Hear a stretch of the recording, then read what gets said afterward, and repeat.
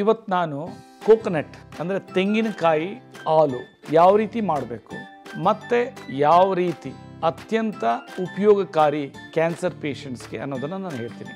ಈಗ doctor BM Hegde ಅವರು ಹೇಳ್ತಾರೆ, ಎಸ್ಪೆಷಲಿ ಕೋಕೋನಟ್ ಆಯಿಲ್, ಕೋಕೋನಟ್ಟು ಇದು ಎಷ್ಟು ಇಂಪಾರ್ಟೆಂಟ್ ಅನ್ನಂದರೆ ನಮ್ಮ ಬ್ಲಡ್ ಸರ್ಕ್ಯುಲೇಷನ್ ಸಿಸ್ಟಮ್ಗೆ ಅದು ಅನ್ಇಮ್ಯಾಜಿನೇಬಲ್. ಕೆಲವರಿಗೆ ಮೈಂಡಲ್ಲಿದೆ ಇದರಿಂದ ಬ್ಲಾಕೇಜಸ್ ಆಗುತ್ತೆ ಅಂತ, ಅದೇನೂ ಇಲ್ಲ. ಇದು ಪರ್ಟಿಕ್ಯುಲರ್ಲಿ ನಾನು ಕ್ಯಾನ್ಸರ್ ಪೇಷಂಟ್ಸ್ಗೆ ಹೆಚ್ಚಾಗಿ ಇದನ್ನು ಮಹತ್ವ ಕೊಡ್ತೀನಿ.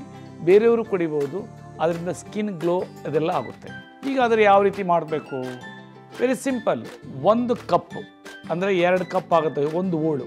ಅದನ್ನು ಕೊಬ್ಬರಿ ತೆಗೆದ, ಅದನ್ನು ತುರಿದಿರೋದು ಮಿಕ್ಸಿನಲ್ಲಿ ಹಾಕ್ದ, ಅದರಲ್ಲಿ ಸ್ವಲ್ಪ ನೀರು ಹಾಕಿ ಮಿಕ್ಸ್ ಮಾಡ್ದ, ಒಳ್ಳೆ ಬಟ್ಟೆಯಲ್ಲಿ ಶೋಧಿಸ್ಕೊಂಡ. ಎಗೇನ್ ಅದೇ ಹಿಪ್ಪೆನ ಇನ್ನೊಂದ್ಸರಿ ಹಾಕ್ತಾ, ಮತ್ತೆ ನೀರು ಸ್ವಲ್ಪ ಹಾಕ್ತಾ, ಮತ್ತೆ ಮಿಕ್ಸ್ ಮಾಡಿ ಮತ್ತೆ ಅದನ್ನು ಶೋಧಿಸಿದ್ರೆ 1 ಗ್ಲಾಸ್ ಸಿಗುತ್ತೆ. ಅದು ಇನ್ನೂ ಟೇಸ್ಟ್ ಬೇಕು ಅಂತಂದರೆ ನೀವು ಡ್ರೈ ಫ್ರೂಟ್ಸು, ಡೇಟ್ಸು ಅದನ್ನು ಪೇಸ್ಟ್ ಮಾಡಿ ಅದರಲ್ಲಿ ಹಾಕ್ಬಿಟ್ಟು ಮಿಕ್ಸಿನಲ್ಲಿ ಮಿಕ್ಸ್ ಮಾಡ್ತಂದರೆ ಬ್ಯೂಟಿಫುಲ್ಲಾಗಿ ಸ್ಮೂತಿ ಆಗುತ್ತೆ. ನೀವು ತುಂಬ ಎಂಜಾಯ್ ಮಾಡ್ತೀವಿ. ಇದೆಲ್ಲನೂ ಮೆಡಿಸಿನಲ್ ವ್ಯಾಲ್ಯೂ. ಇದು ಹೆಲ್ತಿ ಪರ್ಸನ್ಸ್ ತೊಗೊಳ್ಬೋದು, ಬಟ್ ಕ್ಯಾನ್ಸರ್ ಪೇಷಂಟ್ಸ್ಗೆ ಇದು ಮಸ್ಟ್ ಅಂತ ನಾನು ಹೇಳ್ತೀನಿ.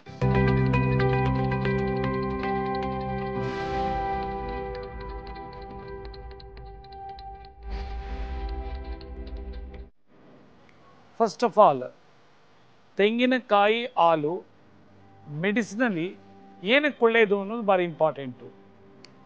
ಇದು ತೆಂಗಿನಕಾಯಿ ಹಾಲು ಏನು ಅಂತಂದರೆ ಇದರಲ್ಲಿ ಹೈಯೆಸ್ಟ್ ಆ್ಯಂಟಿ ಆಕ್ಸಿಡೆಂಟ್ ಇದೆ. ಇದು ನಾವು as a anti oxidant healthy person ತೊಗೊಳ್ಬೋದು. ಈಗಾಗಲೇ ನಾವು ಸೌತ್ ಇಂಡಿಯನ್ಸು ಈ ತೆಂಗಿನ ಹಾಲನ್ನು ಸುಮಾರು ಡಿಶಸಲ್ಲಿ ಯೂಸ್ ಮಾಡ್ತೀವಿ. ಒಂದು ಪಾಯಸದಲ್ಲಿ ಮಾಡ್ತೀವಿ, ಮತ್ತು ಚಿಕನ್ನು, ಮಟನ್ನು ಅಥವಾ ಫಿಶ್ ಕರಿ ಪ್ರತಿಯೊಂದರಲ್ಲೂ ಯೂಸ್ ಮಾಡ್ತೀವಿ.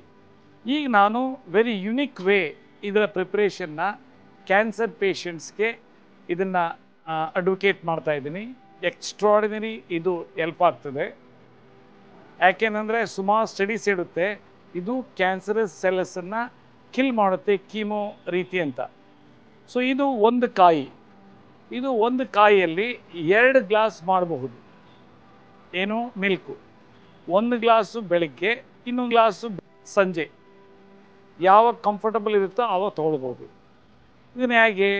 ಫಸ್ಟ್ ಇದನ್ನು ಗ್ರೇಟಿಂಗ್ ಮಾಡಬೇಕು. ಗ್ರೇಟಿಂಗ್ ಮಾಡಿದಾಗ ಇದು ಈ ರೀತಿ ಆಗುತ್ತೆ. ಗ್ರೇಟಿಂಗ್ ಮಾಡಿದಾಗ ಇದನ್ನು ನಾವು ಮಿಕ್ಸಿನಲ್ಲಿ, ಸಣ್ಣ ಮಿಕ್ಸಿನೋ ದೊಡ್ಡ ಮಿಕ್ಸಿನೋ, ಒಂದು ಉದಾಹರಣೆಗೆ ತೋರಿಸ್ತೀನಿ. ಈಗ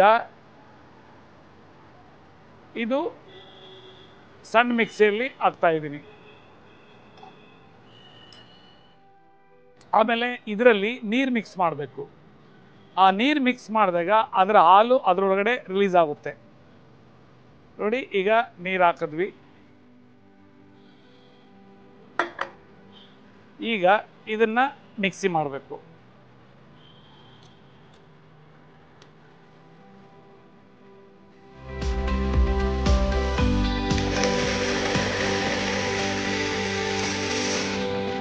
ಇದರಿಂದ ಹಾಲ್ ರಿಲೀಸ್ ಆಯಿತು.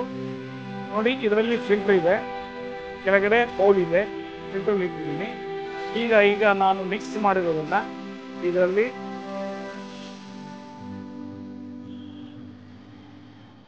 ಹಾಕಿ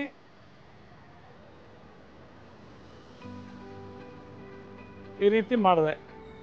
ಇದನ್ನು ನೀವು 2 ಸರಿ ಇದನ್ನು ರಿಪೀಟ್ ಮಾಡಿದ್ರೆ ಜನರಲಿ ಒಂದು ಕಾಯಿಯಲ್ಲಿ ಅರ್ಧ ಭಾಗದಲ್ಲಿ 1 ಗ್ಲಾಸನ್ನು ನೀವು ಹಾಲು ತೆಗಿಬೋದು.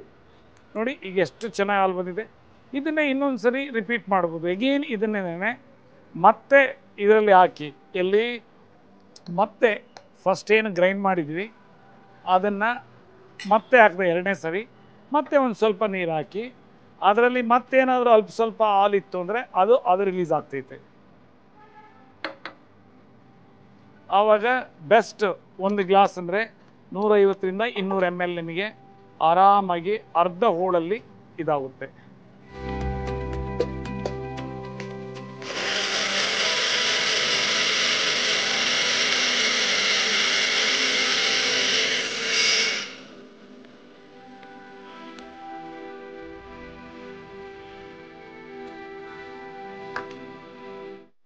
ಇದನ್ನು ಪುನಃ ಫಿಲ್ಟ್ರಲ್ಲಿ ಹಾಕಿ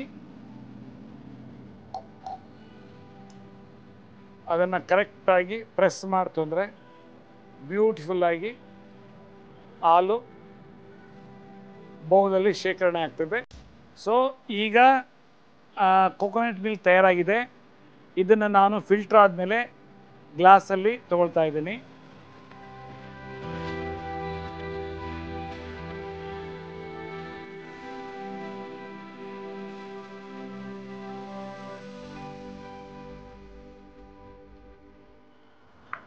ನೋಡಿ, ಇದು